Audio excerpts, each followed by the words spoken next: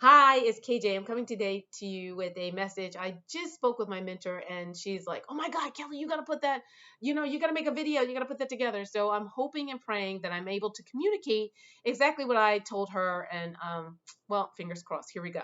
So basically, when I was in high school, college, post college, I was always a communicator. I actually won most talkative in high school. And what I prided myself in was understanding what the listener was looking for and truly understanding what I was trying to convey to make sure that the message was clear and concise. I didn't like ambiguity. I didn't like all the craziness that was in between. Well, um, one of the things that was said to me is, Kelly, you're so assertive and that, sometimes you can be direct. So what you need to do is probably tone it down if ever you want to get married. Well, I'm an only child. My parents wanted grandchildren, so I decided to tone down some of my communication. And in my marriage, I always allowed um, some of the things I was trying to communicate to be filtered by other people or to be softened, right? To make sure that I was able to still fit in and blend and that kind of stuff.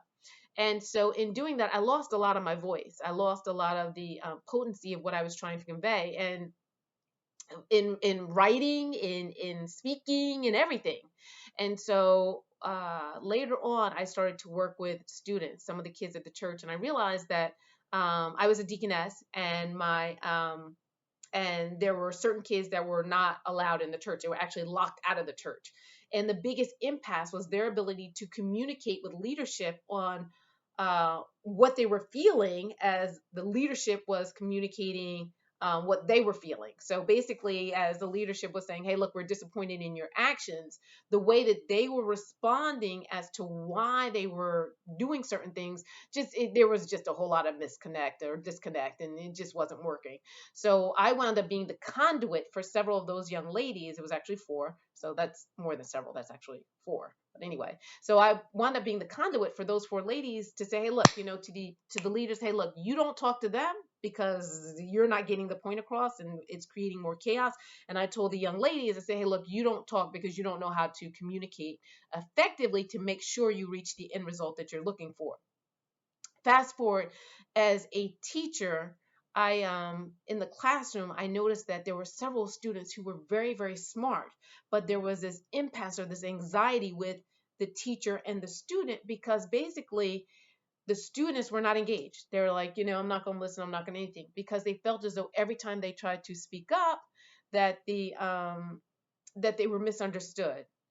And so with that, when I work with these students alone, one on one, when I work with them in group settings in smaller environments, I try to laugh, I try to engage, I try to understand exactly what they're looking for, so that way we can reduce the fear of failure and help them to excel and succeed. And they're very, very, very bright kids, just misunderstood because they didn't have the right wording, the right body language. Keep in mind, communication is 55% nonverbal, so how you shift your body, how you move, whether or not it's engaging. And then secondly, 38% tone, is it offensive, is it harsh?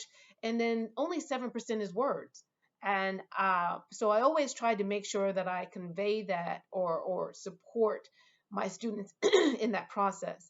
Um, one other so that's basically, I'm not going to do another thing. Another thing will be my next video. This is it for this video. I hope that this was insightful to say that receptive and expressive language is so important in getting to the crux of the matter. And when we soften our voice, a lot of times things are misunderstood, misinterpreted, um, and the way it's received can be actually detrimental or be an impasse.